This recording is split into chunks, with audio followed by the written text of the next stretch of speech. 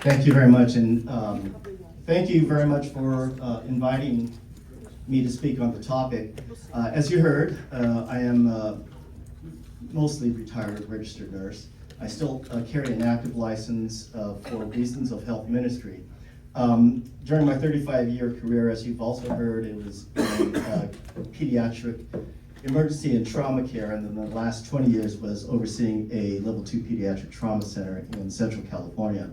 It was through that position that I pretty much stumbled across the topic of and the problem of pediatric suicide, pediatric depression.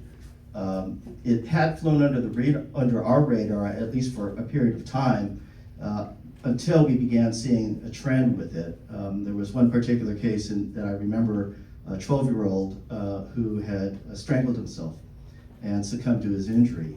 We took a deeper look into it and found that, lo and behold, we have a problem in our community. The youngest I saw was a 7-year-old, believe it or not. Just heart-wrenching, absolutely heart-wrenching. So what we did about it was we got ourselves together, got all of our colleagues together, focused on a newly identified problem that wasn't new, got educators, community leaders, got council people, got medical and mental health professionals, and we organized ourselves from the standpoint of taking care of and addressing the issue that was not being addressed. So within our community, fast forward several years, we developed a program known as Fresno Cares. And if you're interested in seeing what the end topic is, or the end work is, you go to fresnocares.org. And you will see the tremendous work that was done by a multitude of organizations and individuals. Very, very good work. So that brings us to what this is. Be Not Afraid is a health ministry portion of that work that we did back in California and in the Diocese of Fresno, which is located right in the middle of California, Central California. Since then, my wife and I have migrated to East Texas.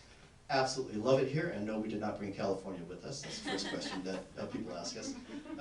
But Central California is very much like Tyler. It is agricultural community, lots of cows, lots of agriculture, usually leaning towards the right politically, but a good mix of people that really understand and care about each other.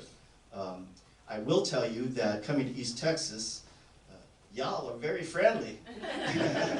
And that was one of the very first things that we noticed culturally was, man, these people are friendly, these people are nice. Even when you're not nice, you're nice, God bless his heart.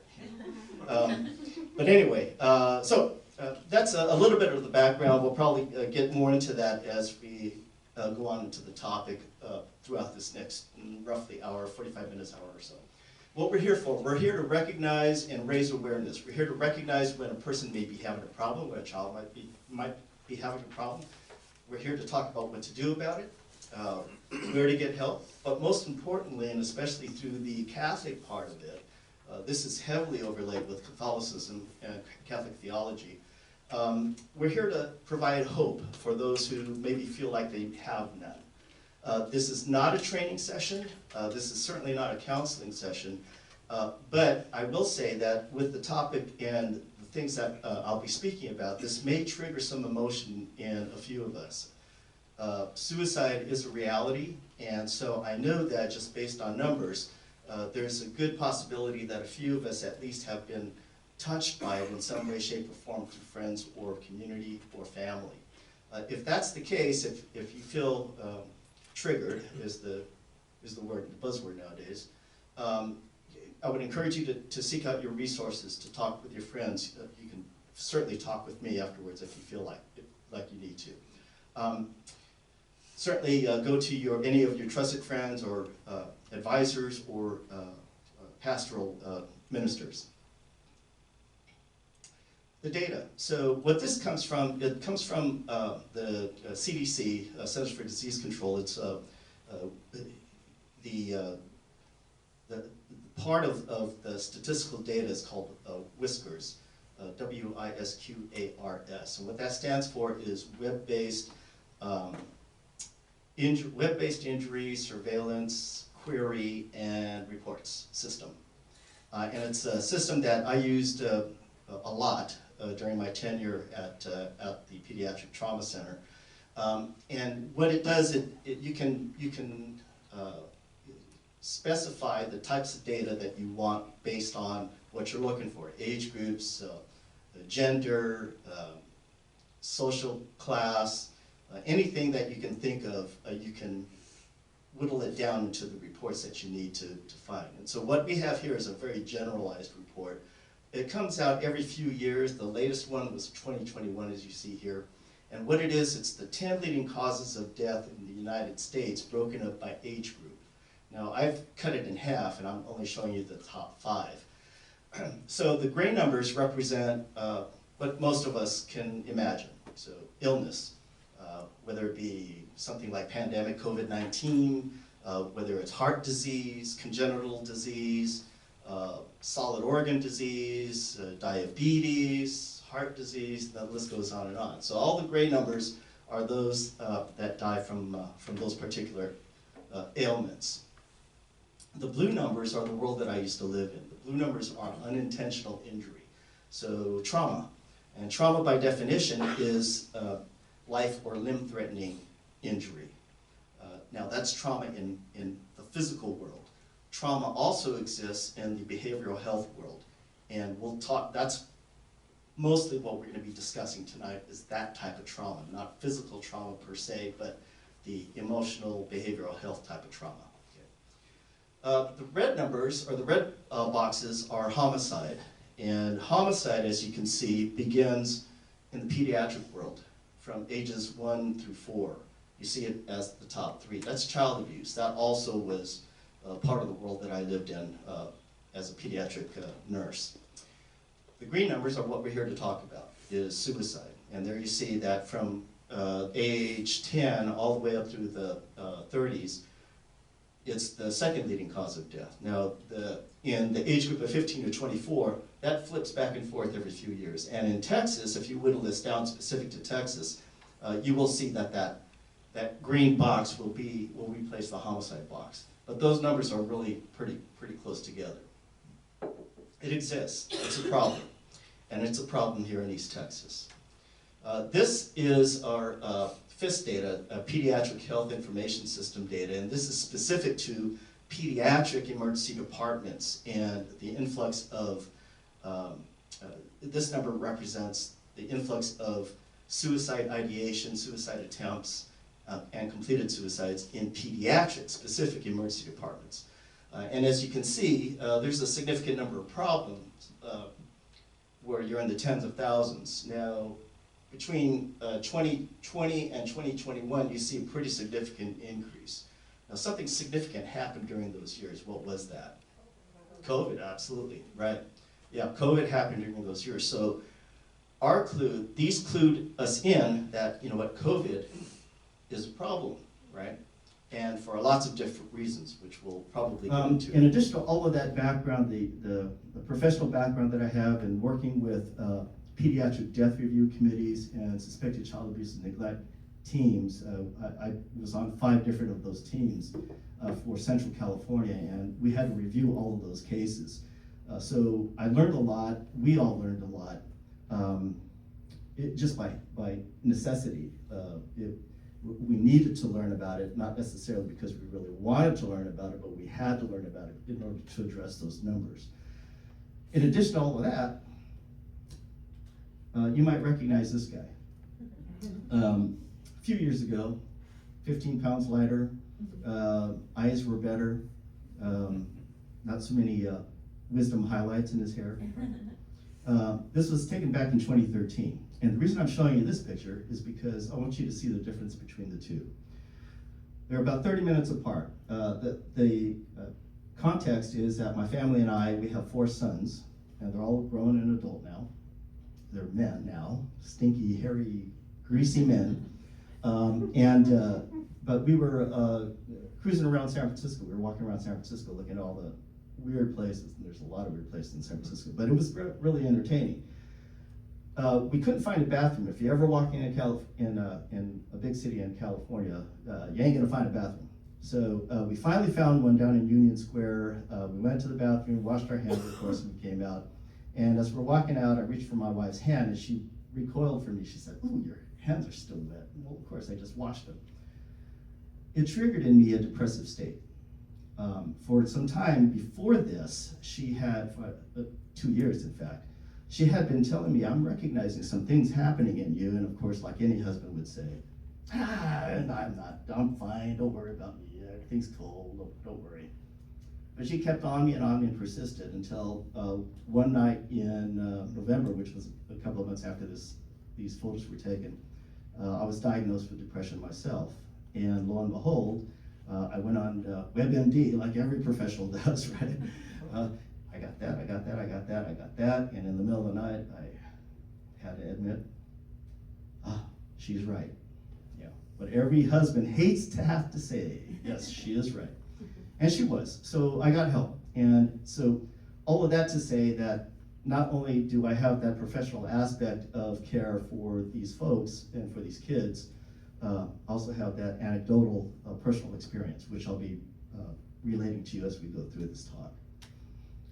There is an emotional warning. I do want to let you know that I do use video and audio to illustrate points, and I don't usually hold back, especially with professional groups. I really hit them pretty hard.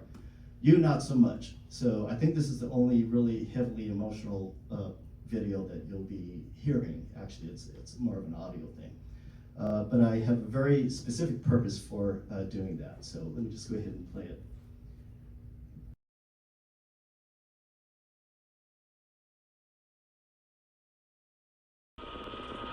Emergency 911. Help me, my brother's dead. What's your name?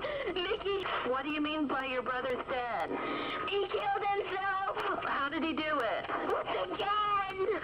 Okay, are you home alone? Well, I'm home alone with my sister. Okay. Get someone here quick. Did you just find him, Nikki? Yeah, no, he's dead. Nikki, stay on the phone with me, hon, okay? Why'd you do it? Nikki, I've got help on the way. You just wait a minute, okay? Quick, please. Nikki, don't hang up on me, okay? I won't. Just quick.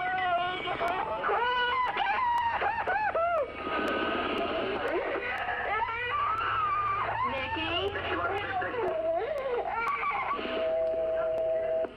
Okay, I've got ambulance and the rescue and police officers are en route. Please hurry up and get here. Okay, they're on their way, but you're... My God in heaven, Jesus Christ. Okay, you're there with your daughters, all right? Yes, I'm here. Okay, I just wanted to make sure nobody could hurt them. They were so upset. Oh, my God. Okay, but they are on their way, okay? Okay. Okay, bye-bye. Washington 216, the father's on the scene now.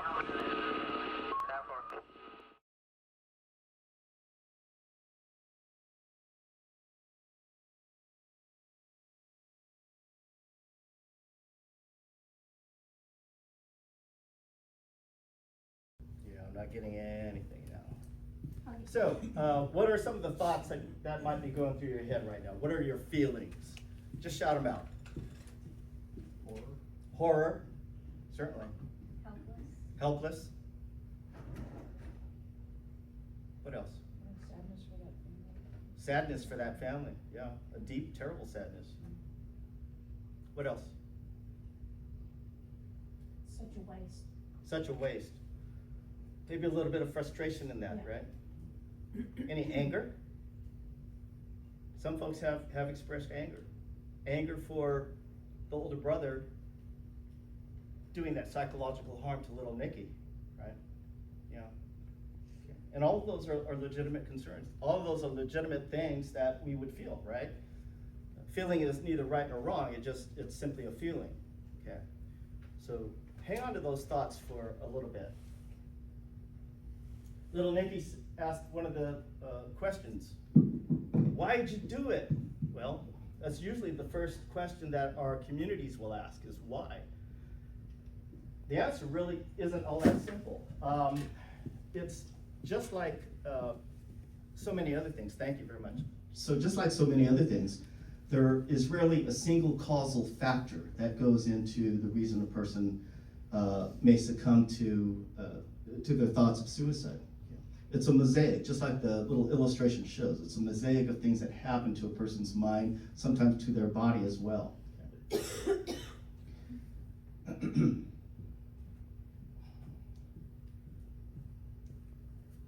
And Rebecca, my clicker stopped working. So yeah, just go ahead and advance me, and I'll tell you when to advance.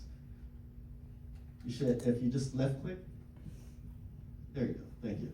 So there's a number of things: genetics, biology, environment, temperament, life experiences, and then over the last year, with additional research that I've been doing on this, I've added the spiritual factor. Okay. We're going to talk about each one. Go ahead. So genetics, let's talk about the biology of it. So the biology of it is, I should have an image. Left click again? Yeah, there you go. Okay. So the biology of it shows, it has to do with the brain. In the brain, on the microscopic level, the cellular level, there are neurons, which are neurological cells. Neurons that include these arms that come out called axons, and then at the end of them, hand-like things called dendrites. Okay, and the dendrites come together and they form what is referred to as a synapse. That's the connection. The synapse doesn't actually touch with each other. There's a lot of space in us, as Stacy Tresenkos will tell you about. I don't know if you know who she is or not, but she's sort of our local scientist that talks a lot about atoms and whatnot. Very brilliant person, very good Catholic person. But in any event, what happens is with the synapse is that the neurological impulse comes through and it has to communicate with that next dendrite, right? That next receptor area.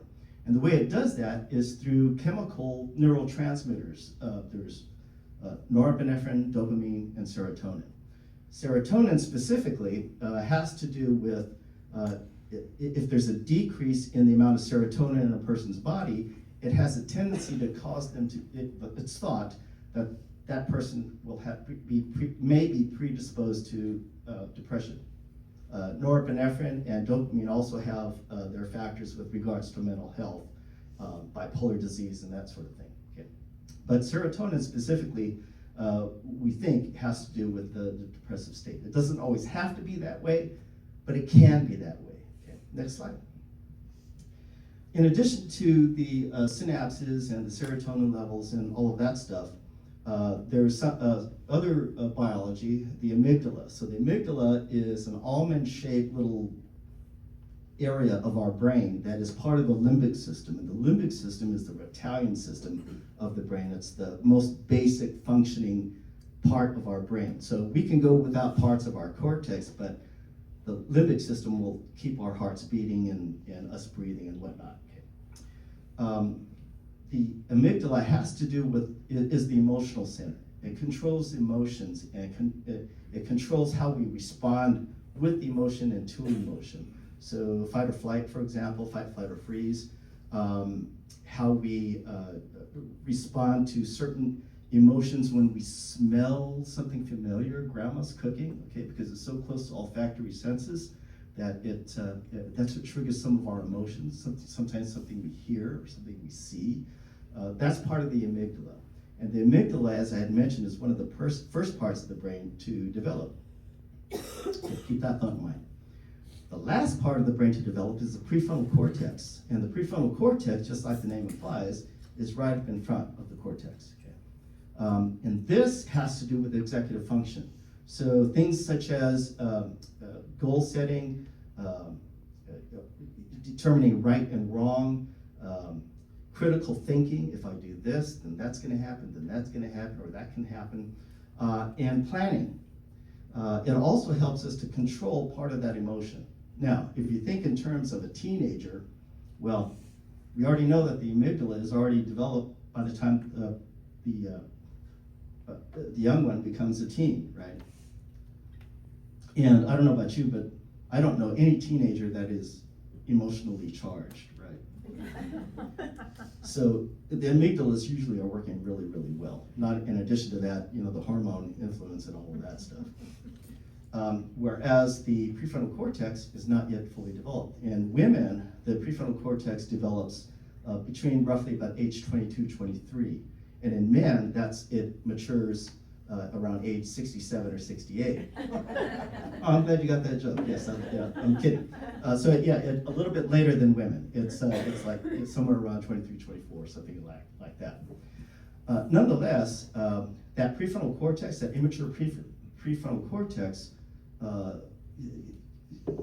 predisposes a person to the potential of not having a good impulse control, okay? Because they're not seeing beyond tomorrow, okay? Or they have a very difficult time of seeing beyond tomorrow, making those plans and whatnot. Not all kids are like that by any means. Of course, we know that there are some advanced kids that really got their stuff together. But then there are most of us, like me, that probably were immature for a good period of time. In addition to all of that, temperament. So temperament has to do with how we are wired, and we all are wired differently. We don't respond to stressors in the same way.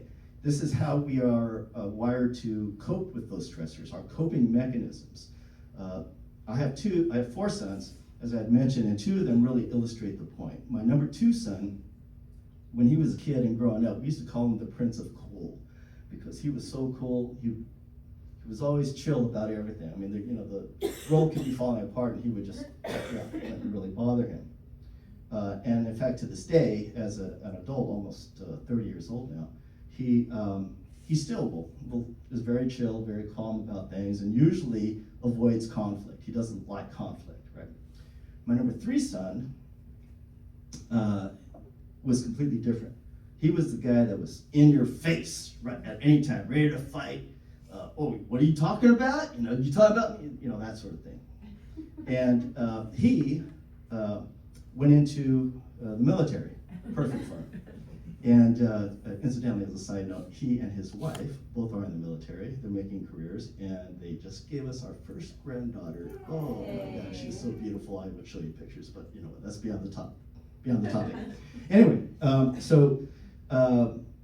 two different persons from the same family wired differently. Okay, just kind of illustrate the point.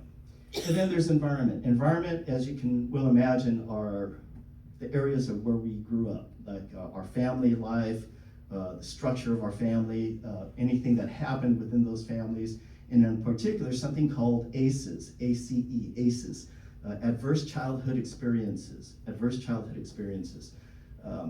Throughout my career, in fact, early on in my career, I was blessed with the opportunity to hear and learn from one of the initiators of that study, Dr. Vincent Folletti from San Diego. Brilliant mind. He began to study way back in the late 70s, early 80s, and it's carrying on to this day. And so what it shows and what it illustrates is that there are certain types of ACEs, such as child abandonment, domestic violence, drug use, incarceration of a parent, and the list goes on. So depending on how many ACEs a person has in their life can determine the types of ailments that they're going to have later on in life, decades later. Everything that you might think, first of all, things that would be obvious, like mental health issues and that sort of thing. Things that aren't so obvious, like solid organ disease, cardiac disease, and that sort of thing. And so that's why it's kind of important to recognize when those ACEs occur, and then also to try to curtail them. Next slide, please. And part of the environment, I've also included social environment, so social unrest when there's riots and whatnot. I remember very clearly in my own childhood the Watts riots that were happening, and they were happening hundreds of miles away from our house. I remember speaking to my dad about that at our kitchen table. I said, Dad, are the riots coming here to our house? And then he said, oh no, they're way down in Los Angeles, which from where we lived, where it was about 300 or 400 miles away. And then I remember when he was telling me that, I could hear a siren in the background going in from our house, and it unsettled me. But then also, what our response to COVID? What did we do with COVID? We locked everybody up. We isolated everyone. Now, what we're learning about what our social response to COVID and the pandemic was, we're discovering, not all those ideas were good ideas. Okay. And what we're discovering is that it's created the anxious child. So, and was it you, or it was you that brought that up to me beforehand, right? The anxious child. Yeah. So that's part of this whole thing is our response to COVID and what we did with our kids in particular. We're learning a lot more about that. I've also included, and this is part of the Carlos part. You can't see that very well, but what that picture is, it's a picture of transgender men reading to children. And I include that because it is an unnatural state. Quite frankly, it is. And having an unnatural state and subjecting a child to that during their development quite simply can be a negative in their development. Okay. And we know that. But the politics of it all doesn't allow us to know it. Life experiences, divorce or loss of any type, drugs and alcohol use, stress or anxiety, things such as trying to get into that college. Many cases came across our desk with regards to death review where that was a factor. Okay. In addition to that, many cases with regards to sexting. A young lady will take a picture of herself, a nude picture of herself, send it to her quote-unquote boyfriend, thinking that it's just between the two, and then lo and behold, the boyfriend, just like most of us jerks, would send it to the rest of the school, and now it's out there, right? And there's no getting that back. However, we did have cases where it was the opposite, where it was the boy that was exposed to the rest of the school. So it's not only the females that were suffering from that, but also males that were also suffering from that. LGBTQ, same-sex attraction, and gender confusion. Unfortunately, the folks in these communities have a higher propensity towards mental illness, mental health issues, and suicide. And so we do have to have our Christian love and care for those folks as well, and try to address those issues. Unfortunately, the way that society thinks or wants us to address them are unsuccessful ways and manners of addressing those issues. We know through past experience and through research what works. Unfortunately, in many states, what works is now illegal. And that's another talk for another day. Next slide, please. The spiritual factor. This is a picture of Father Carlos Martins. If you haven't heard of Father Carlos Martins, I'd encourage you to look him up. He's an exorcist based here in Texas. And most dioceses, Catholic dioceses, should have or do have a deliverance ministry. And a deliverance ministry are those who address this type of issue. Father Martins also has a book and a podcast known as The Exorcist Files. And don't let the title dissuade you. I would strongly encourage you to take a listen to it and read the book. And the reason I do that is because, believe it or not, there's a lot more theology in it than there is about devil talk. Okay. There's a lot of theology in it, and that's his purpose. He uses the topic of exorcisms to hook those who are interested in maybe the occult, and then bam, hits them with theology and the truth. And I think it works wonderfully.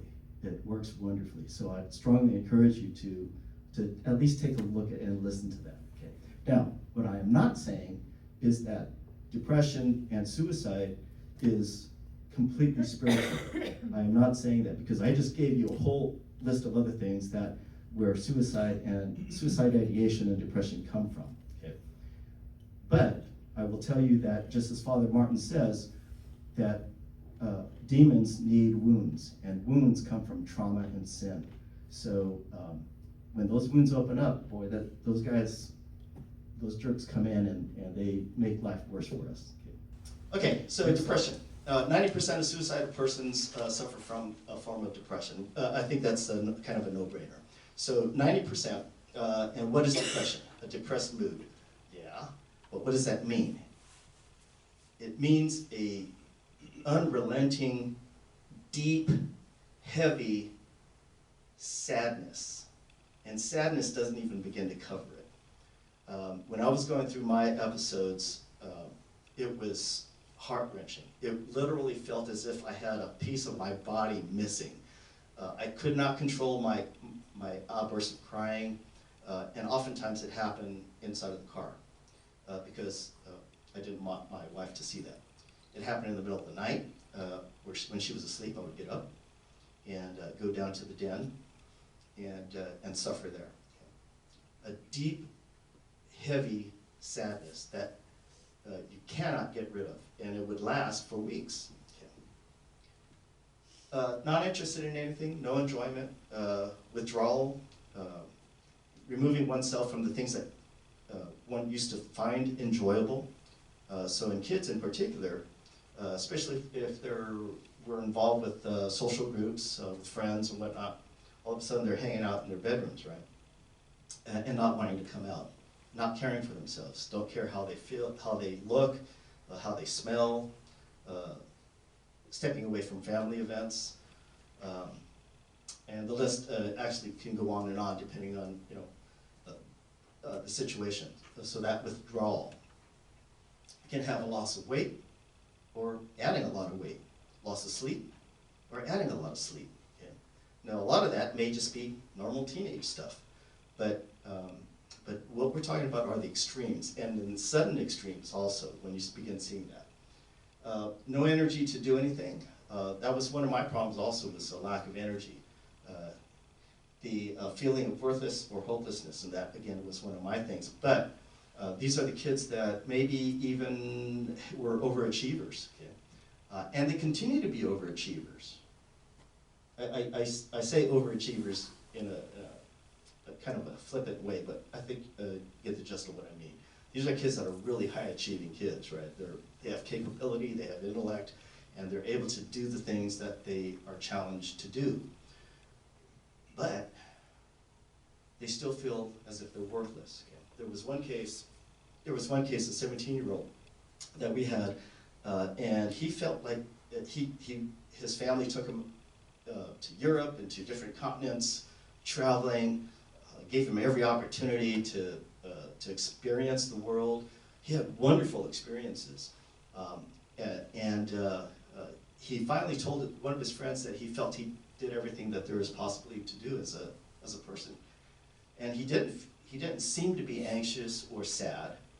It's just that he seemed to have come to the end of the road of what the human experience is about, and he took his own life because of that. So that's another example of how this can play out about feeling worthless, or there's nothing anymore to look forward to. Always thinking about death and looking for ways to do it, to accomplish that. I did skip over agitation, restlessness, and irritability, and that was my number one thing. That was the thing that my wife was had focused on and was telling me about, that your fuse is getting shorter and shorter and shorter, and she was right. In men, this is how it usually manifests itself, is through irritability and anger. And of course, when we get like that, guys, nobody wants to be around us, right? Yeah, and it's just kind of don't walk on eggshells around this guy. But it also can be very much a sign of a depressed state. Next slide, please. Teens and social media. So we know that social media does play a factor, and has played a factor, especially since the early 2000s when social media really became a thing. I think it was 2004 when YouTube first began, 2004, 2007, something like that. In any event, with the invention of social media and then the widespread use of it now, it's become a huge element in consideration for parenting and trying to keep that under control. It's very difficult to do, as you can well imagine, as you probably already experienced. It's very, very difficult to do, to keep that under control. But I think we're now beginning to recognize that, especially in the educational circuit, where phones are now being collected and put into a safe spot during the classroom time.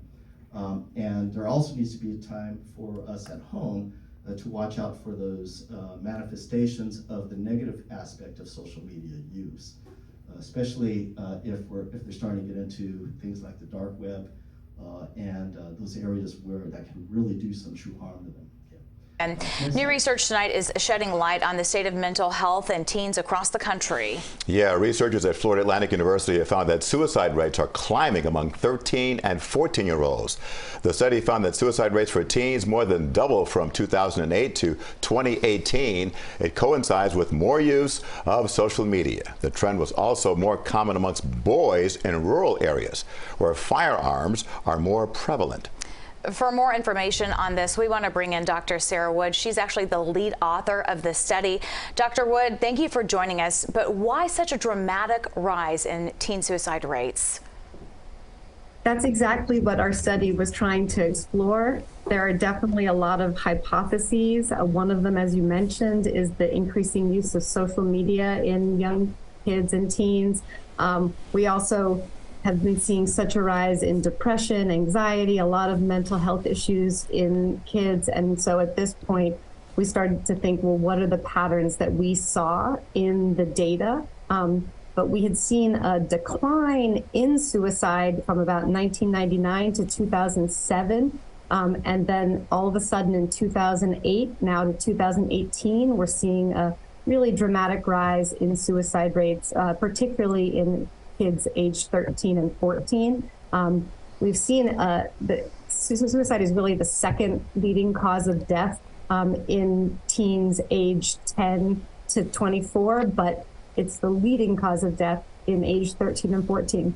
And so why is that? We really thought that it is probably related to other factors such as potentially school stress, potentially family and relationship problems, which is always a risk factor in depression, and also really concerned about the social media use. So it could be a combination of factors. So Dr. Wood, I'm sure parents are seeing this and thinking, well, what can I do as a parent to be more aware? So what are the warning signs? And I guess my other question is, what can schools do to be involved to help address this issue? Yes, well, it definitely needs to be a team effort from families to schools to our communities. I think the warning signs for suicide are very similar to the warning signs for depression. So we all need to learn about how to keep an eye out for children who seem withdrawn, seem depressed, and are having any kind of socio-emotional problems. So I would just say that it takes a village, and this is such an important topic and epidemic and so tragic that we all need to work together to help all the students in schools learn about the signs so they can help each other, and we can also teach families. And I also hope that just as a society, we can start to focus more on this and do more research. Yeah, I hear you on all of that. Thank you, Dr. Wood, for your important work with that study. Thank you so very much. Yeah, thank you. We appreciate your insight. Teens and COVID, speaking of which, there's also data coming out about what we know about the effects of those isolation effects that we had on our kids. The insinuation of mask wearing. Incidentally, the paper masks don't work. Everybody now knows, I think, pretty much that N95s are the ones that you need to have in order to prevent the transmission of the COVID virus. But, I mean, they told us to do something, so we did it, right? Emptying out of shelves, I mean, can you imagine how horrific that would be to be running out, have a food insecurity, you know, especially for those of us who aren't used to having a food insecurity. And then isolating everybody in school, right? Put them in little boxes. We have little, all these plastic barriers. Those don't work either. Yeah. But we had to do something, right? We had to do something. Now we learn from it, and hopefully that, and God forbid that something like that ever happens again, that we have a better handle on it. Okay, and there is data to back all this stuff. Go ahead. The other part of that is the spirituality of the rise of the nuns, the N-O-N-E-S. If you listen to Bishop Barron, you know what I'm talking about. But what this is the non-religiously affiliated. So if you take a survey and you have all the lists of denominations going down, and the bottom is none, there's no affiliation, none, N-O-N-E, that's what we're talking about. Those are the folks that we're talking about. And so what this graph shows is the percentage of Americans who belong to a religion. This starts in 1994. 94% affiliated with some form of religion in the United States. Go up 20 years to 2014, and it's all the way down to roughly about 85%. And of course, that trend has continued on into the 20s, right? We also know that in Texas specifically, the same thing has happened.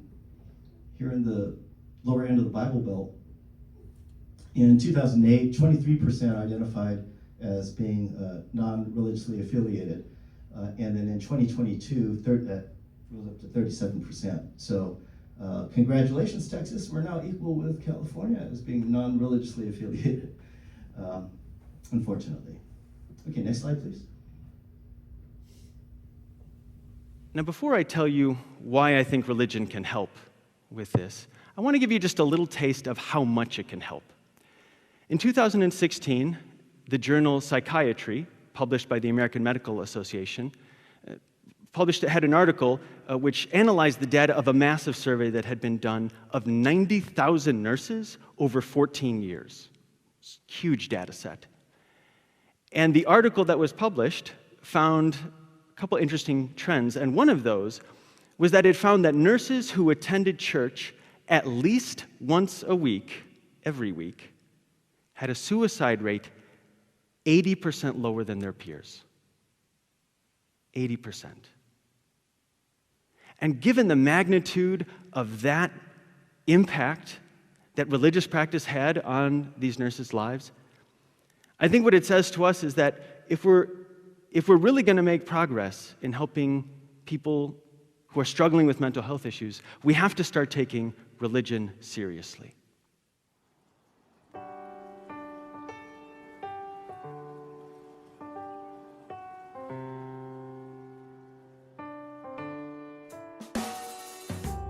What is it that makes a religious practice good medicine?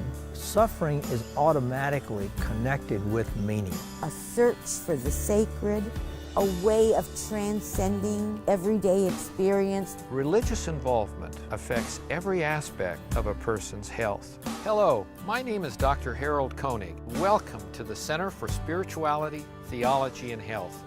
We at the Center are a group of researchers from multiple disciplines: theology, medicine, psychiatry, sociology, psychology, and nursing. We are asking the question, is religion good for your health?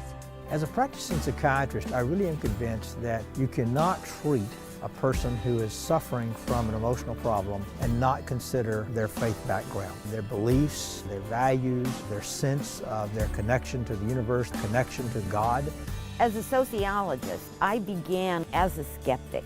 And the facts are, although we cannot totally explain them, in and of themselves, religious and spiritual practices have an independent and positive effect on health. Research groups around the world suggest that people who are more engaged in religious beliefs and practices experience less depression, lower levels of anxiety. They're more likely to live a healthier life. We know that religious traditions matter for health. We know that religious practices matter. Physicians and researchers, sociologists, priests, imams, rabbis, spiritual directors, and others can meet and in collaboration and come out with the ability to speak and to think in ways that were not possible otherwise. Over time, we have studied the relationship between religious beliefs and practices and depression, religion and anxiety, blood pressure, immune functioning, and a person's genetic makeup, and coping with illness, their sense of happiness and their fulfillment in life. Religion affects just about everything. The most striking findings have to do with the relationship between religious service attendants and mortality. They live 8 years longer on average. That's pretty impressive. We've got a medical crisis in our country, and what we're realizing is that trained professionals within the medical field cannot do it alone. We've got to partner with other groups. The implications are vast. These findings from research could transform healthcare. If you're interested in learning more about the Center and its activities, please visit our website. In the interest of time, Dr. Koenig is the director of the spiritual care department in Duke University and has a couple of books out, a lot of research. If you're interested in looking at him, Dr. Koenig, K-O-E-N-I-G is how you spell his name, Dr. Koenig. He and his partner, whose name is eluding me right now, but anyway, a good amount of research with regards to religion and health. As a faith community nurse, that is part of our intention. The body, mind, and spirit with the intentional care of the spirit.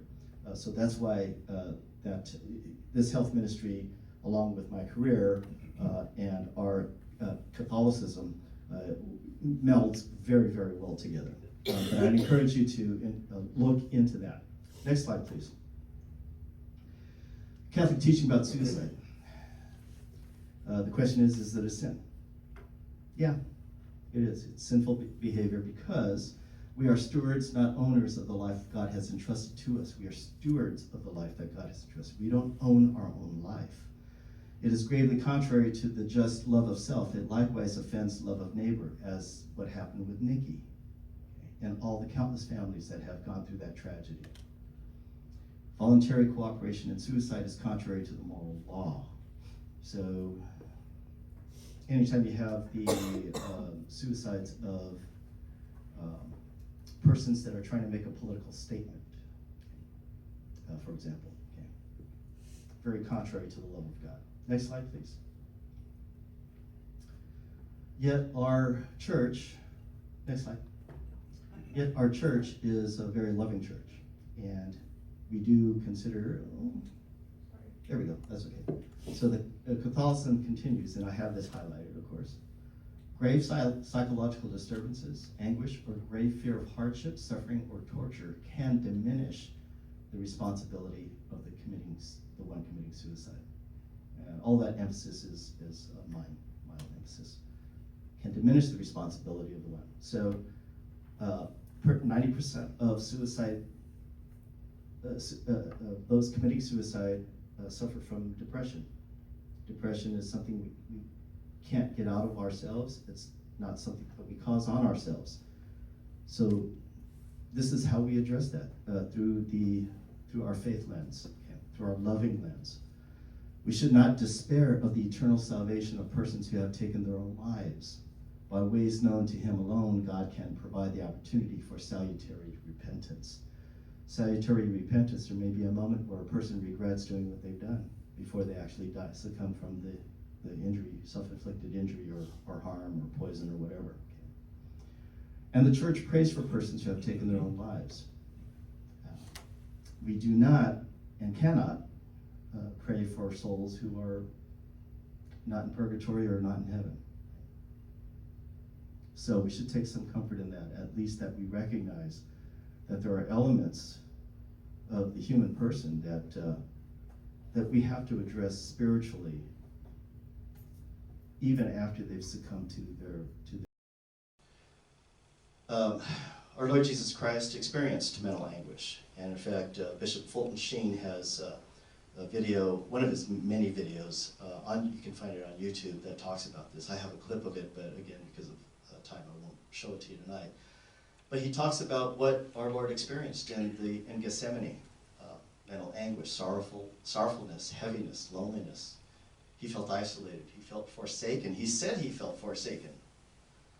Feeling of being shut off from divine consolation. Yet he chose to go ahead and continue on in that passion for our sake. Next slide, please. So, what are we about? After knowing all of those negative things, I think what it comes down to is our responsibility is to provide hope. And how do we do that? Next slide, please. Well, let's first talk about what hope is not. Okay. Hope is not the Disney princess, knight in silver lining, knight in shining armor is going to come and save me. And of course, there's many more Disney cartoons since the last one that I showed up here, but those are from my childhood, right? Next slide. Click. Hope is not wishful thinking. Go ahead and click again. And us big people have wishful thinking too, right? When we're sitting in front of the casinos. And then hope is not, next, click again. Hope is not me hoping for the Longhorns next year. I was terribly disappointed this year. Okay, go ahead, next slide. Hope is the confident expectation of divine blessing coming to us from the Catechism. When I was going through my deepest parts, I felt as if I were in a deep cavern, a deep cave. But my hope was, I knew that if I kept taking the steps that I needed to take a step here, take a step there today, take another step tomorrow, I would eventually get to that opening and get myself out. And you know what I did? I didn't get myself out. I got out through God's grace and the help of a lot of people. But I did eventually get out. Next slide, please. But we have to remember also hope with regards to the theological virtues of faith, hope, and love. And they all go hand in hand with one another. Faith as a confidence in God. A confidence in God is what faith is.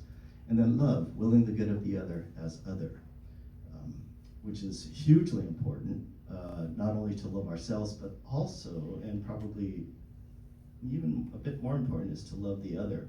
And how do we do that? Well, we wish them good. Okay? We don't do anything to harm them. And in fact, what we do is we will their good by actions. Okay, next slide, please. Spe Salvi was an encyclical in 2007 that Pope Benedict wrote and speaks specifically about hope and what he suggested in regards to achieving hope or getting to that point of being hopeful. Prayer, action, and suffering, and judgment. Next slide, please. Prayer, of course, always comes first. And the prayer, not only for our petitions, but in particular, our strongest petition, something that I did learn over the years, was that our strongest petition really should be, your will be done. I relinquish everything to you, Lord. Your will be done to me. Okay? And those will be the steps, the first steps in finding success. Action and suffering.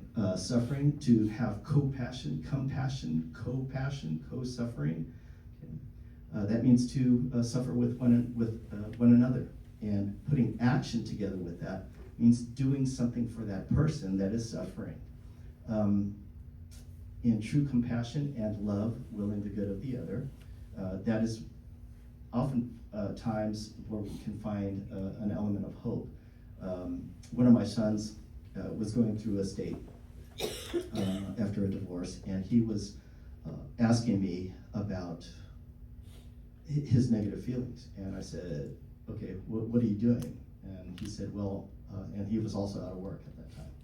He said, well, I'm looking for a job. I said, okay, that's good. Yeah, you need to look for a job. This is what you need to do that. But with your time, take some of your time and go volunteer down at the mission. Do something for somebody else. And he did, and he felt much better.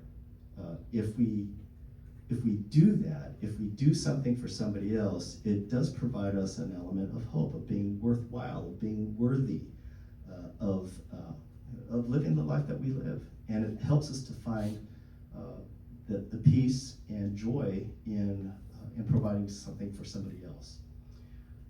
Judgment. Ooh, there's that word, judgment. Ooh, we're not supposed to judge. Well, you know what this talks about is making things right. And that's when the entire book of the Old Testament talks about the wrath of God. What that's illustrating is not his anger. God is a loving God. What it's illustrating is his passion for making things right. His passion, his strong passion for making things right. That's what we're talking about with regards to judgment. Make things right. There I have a picture of wildfires, and that wildfire was also in California, but it was in the Humboldt County area, the northern part of California, a few years ago now, where 85 people lost their lives. A horrific fire. It was called the Creek Fire. And of course now in Los Angeles, we have much of the same thing happening down in Southern California. But after the wildfires, what happens? Well, new growth comes. Okay, making things right. New growth comes. There's always that element of hope. There's always that element of confident expectation that God is going to provide us with blessings. Next slide, please. How might we instill hope in those who feel they have none? Well, it takes patience, doesn't it? It takes patience and it takes listening. We'll talk about that more in a second. Next slide, please. Redemptive suffering is something else that we can learn. Redemptive suffering is suffering for the sake of someone else. During the time that I was going through my stuff, I picked up my cross and I literally imagined myself feeling the wood of the cross, the splinters and the roughness of it, the heaviness of it, And I asked the Lord not to take it away from me, because if I had that and I suffered through that for the sake of somebody else whom I didn't know, then it made it all worthwhile. And it takes an element of faith, it takes an element of understanding, and much more than I can give you just in a few seconds of talking about redemptive suffering. But it's a real thing, and it does in fact work. Suffering without Jesus simply hurts. Next slide, please. Redemptive suffering also is found within the mystical body of Christ. All of us belong to each other. We all have a stake in each other's lives. So the action and suffering part that I was talking about earlier, that helps us with regards to the mystical body to see what that we are part of the same body. We can also be life-giving when we are suffering, when we allow others to help us. One of the things that my wife often pointed out was that, you know what, you have to allow people to help you. And my priest, my pastor, Father Seamus James Rowland, refers to it as reflective grace.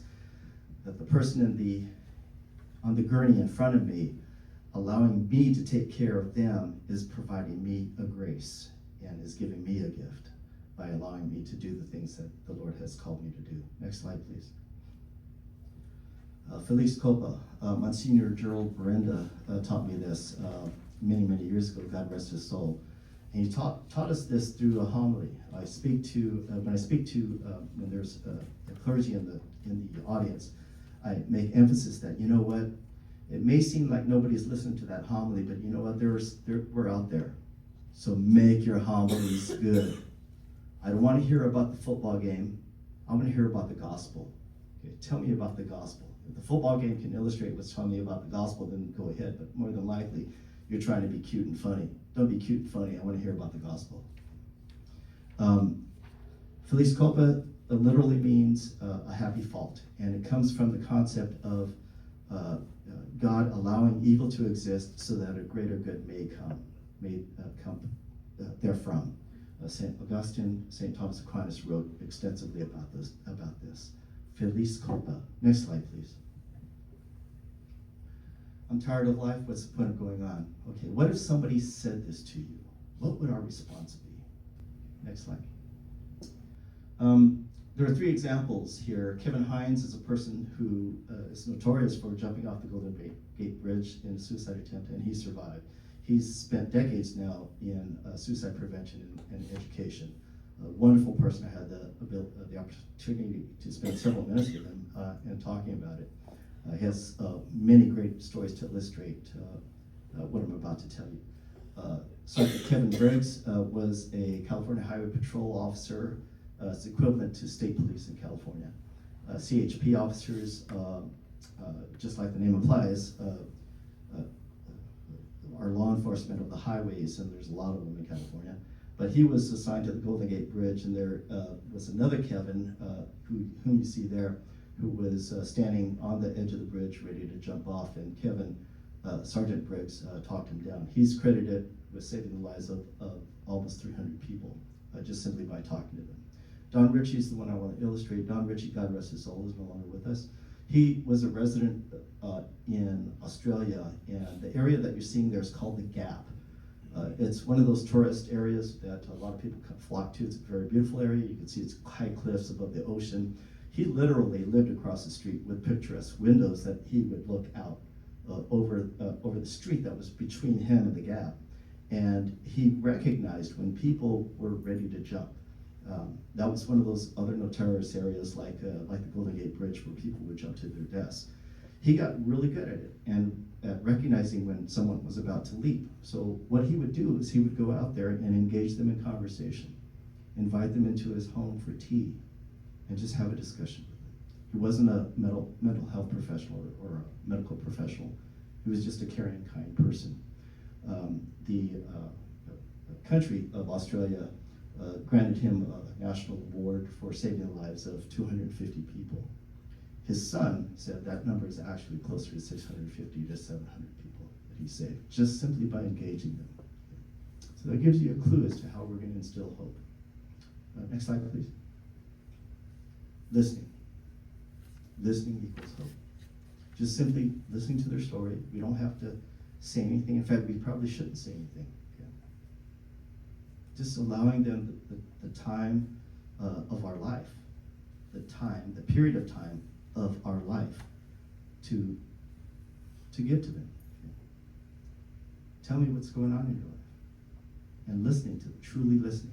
Sitting at eye level, sitting together, don't interrupt, giving full attention, not taking a look at our watch or our cell phones, okay?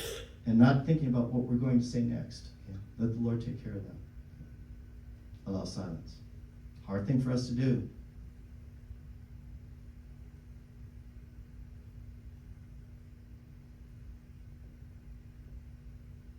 Hard thing for us to do is to allow silence. Deep breathing, control our own fear. But listening to understand is incredibly helpful and hopeful. Next slide, please. Sorry, while I check my watch.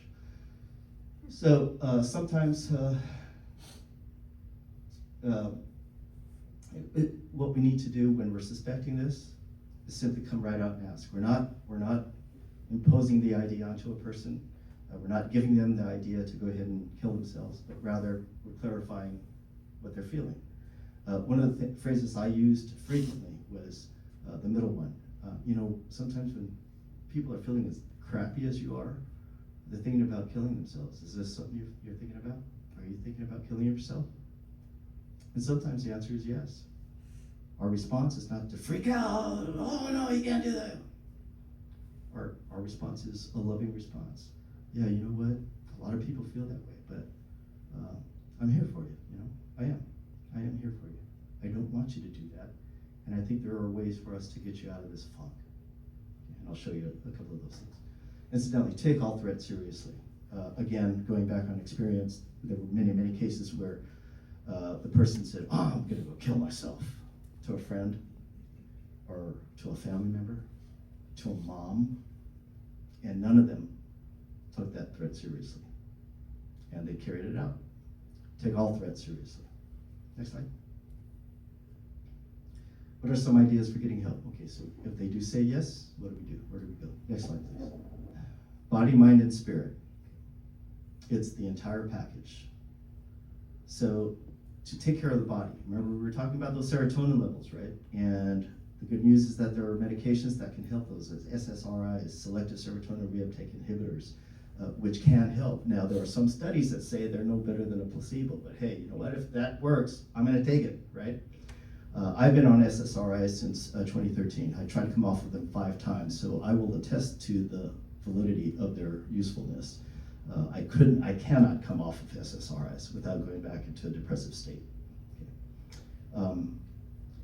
So see a physician, and the physician, and hopefully it'll be the person's own physician, their own pediatrician, because they know their history.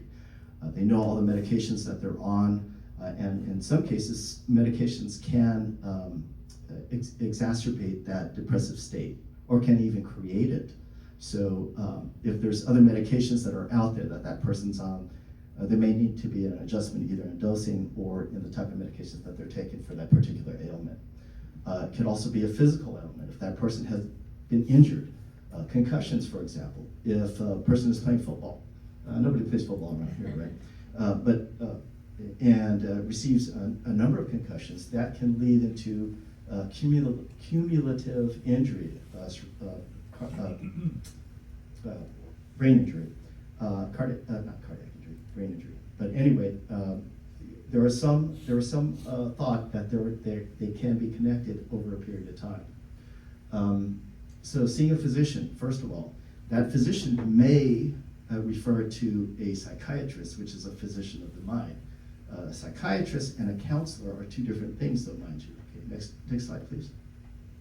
So getting treatment for the mind, obtaining a counselor, getting a counselor for that person is tremendously helpful. Rufy Sandoval, I say her name every time I do this talk, because Rufy Sandoval back home in Fresno was a tremendous help for me and the years that I spent with her. And I'm so thankful. She was a Catholic counselor and understood where I was coming from. But having a counselor, somebody to speak to on a professional basis that is not inherently involved with that person is crucial and important. Next slide, please. And then the spiritual aspect of it. For us Catholics, receive the sacraments, all of the sacraments that are available to us.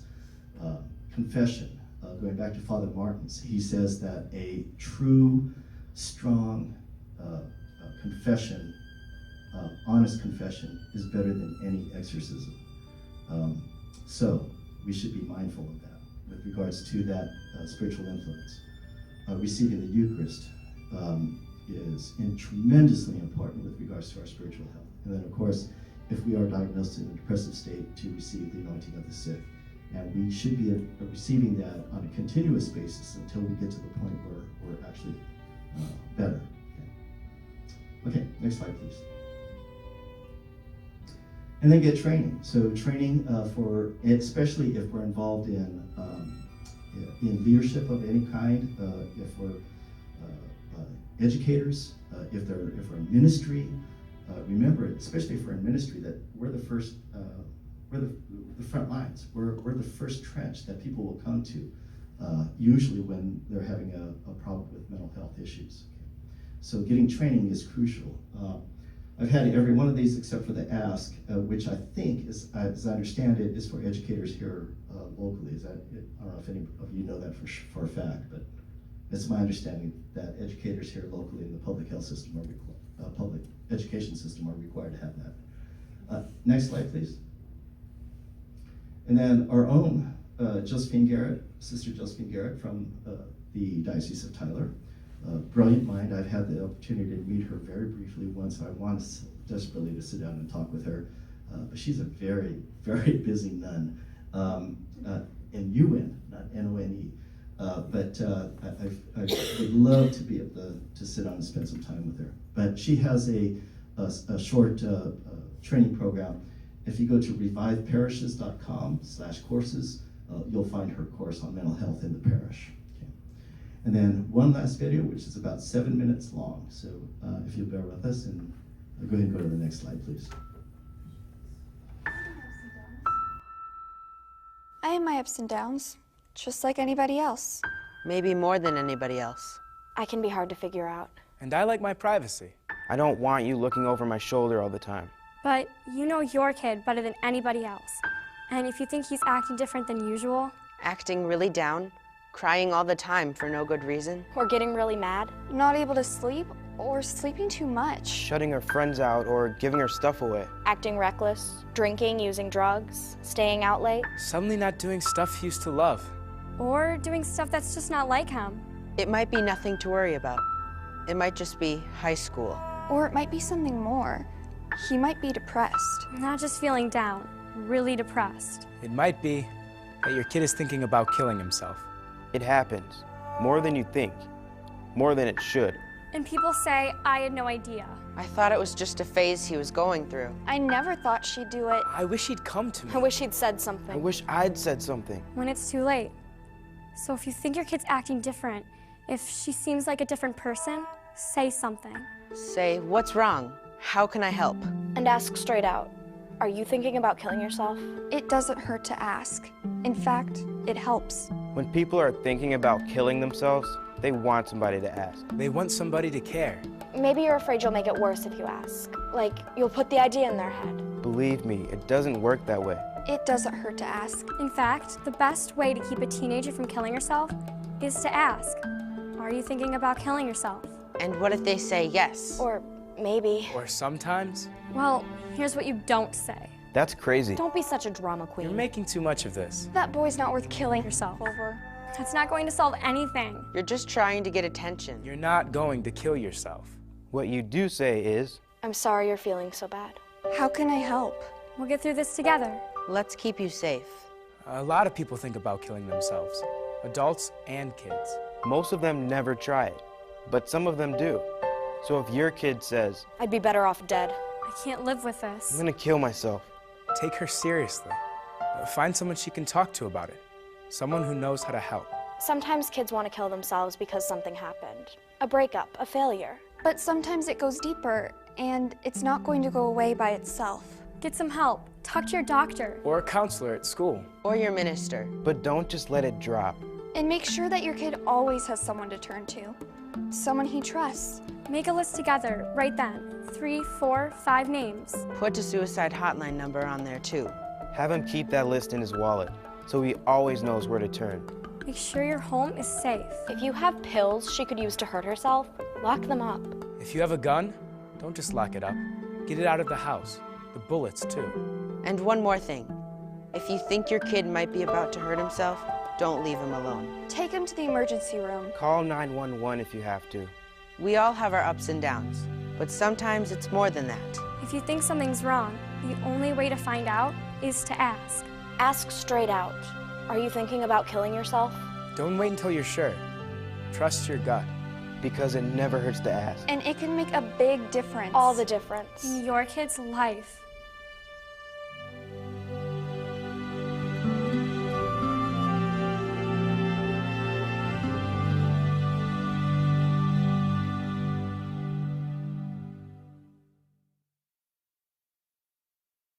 For you. You might have noticed that I had the number 988 up in the corner, and that refers to the National Suicide Prevention Lifeline. And 988, it used to be a regular number, 27582, whatever it was. 988 is a lot easier to remember. Okay? And so that's the first resource that I point to for anyone who either themselves is having suicide ideation or depression, or a person that wants to help somebody else or wants to learn more about it, to call that number and they can get you into the proper resources. The good thing about that number, even though it's a national hotline, it does go to a national registry, but then they refer you back to the local area. So you can go to local resources. The other one is mentalhealthclinics.org to find what is available with regards to behavioral health clinics that are within your particular area. You put in your state and then your locale, and then they'll direct you to whatever the clinic is. I found that to be a very useful tool throughout the years. My email address is on the bottom. If you'd like to shoot me an email, I'd be glad to hear from you. And other than that, thank you very much for spending your time with us this evening. We went over by about 10 minutes. I apologize for that. But I want to thank you. I think we were remiss at not having an opening prayer, so maybe we should have a closing prayer. Is there anything else that you need to do? Okay, great. And then if you'd like, we'll open up for questions just for a couple of minutes. In the name of the Father, Son, and Holy Spirit. Lord, thank you very much for the opportunity to come and speak with this fine group of people and our brothers and sisters. We ask for your oversight for all of those who are suffering from mental health crises, especially those who are in the teens and who are in pediatrics and children. Father, we ask that your word be heard tonight and no one else's. We ask all of this through your Son, Jesus Christ, who with the Holy Spirit lives and reigns with you, one God forever and ever. Amen. In the name of the Father, Son, and Holy Spirit. Amen. So thank you very much for having me.